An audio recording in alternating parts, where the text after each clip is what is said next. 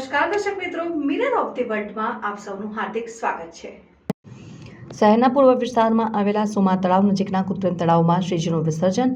શહેરમાં 10 દિવસનું આતિથ્ય માણ્યા બાદ મંગળવારે અનંત ચતુર્દશીના રોજ દુધાળા દેવી વિદાય આપી હતી અને શ્રીજીની નાની મોટી પ્રતિમાઓનું શ્રદ્ધાળુઓ દ્વારા ભાવભીની વિદાય સાથે વિસર્જન કરવામાં આવ્યું અને શહેરના પૂર્વ વિસ્તારમાં આવેલ સોમા તળાવ રોડ ઉપર એસવી સ્કૂલ ખાતે પાલિકા તંત્ર દ્વારા તૈયાર કરાયેલ કૃત્રિમ તળાવમાં બપોર 12 વાગ્યાથી નાની પ્રતિમાઓનું વિસર્જન કરવાની શરૂઆત થઈ હતી અને બપોરે 3 વાગ્યા પછી નાની મોટી પ્રતિમાઓનું વિસર્જન શરૂ થયું અને બપોરે અંદાજે 450 જેટલી પ્રતિમાઓનું વિસર્જન કરાયું।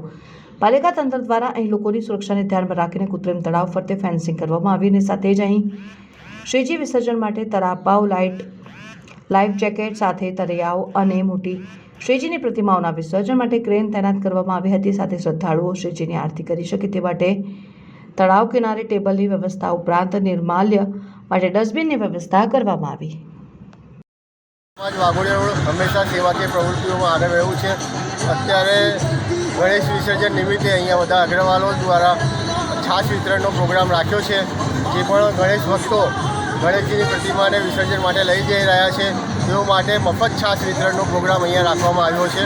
અહીંયા કરીબન 10,000 લીટરથી વધુ છાશ વિતરણનો આજે પ્રોગ્રામ રાખવામાં આવ્યો છે અને સમસ્ત વાઘોડિયા અગ્રવાલ સમાજ આમાં સહભાગી છે। અત્યારે થોડા સમય પહેલાં જ્યારે કુદરતી આફતના લીધે પૂર્વ વડોદરા શહેર સંકટમાં ફસાયું હતું તે વખતે પણ વાઘોડિયા અગ્રવાલ સમાજ દ્વારા ખીચડીના ફૂડ પેકેટનું વિતરણ અલગ અલગ જગ્યાએ કરવામાં આવ્યું હતું। આજે ફરીથી અમે સેવાકીય પ્રવૃત્તિ માટે અહીંયા ભેગા થયા છે। નજીકમાં કયું કૃત્રિમ તળાવ છે? અહીંયા નજીકમાં કૃત્રિમ તળાવ બનાવવાનું 4 રસ્તા પાસે સોમા તળાવ। આપનો પરિચય? નરેન્દ્ર અગ્રવાલ, ઉપપ્રમુખ અગ્રવાલ।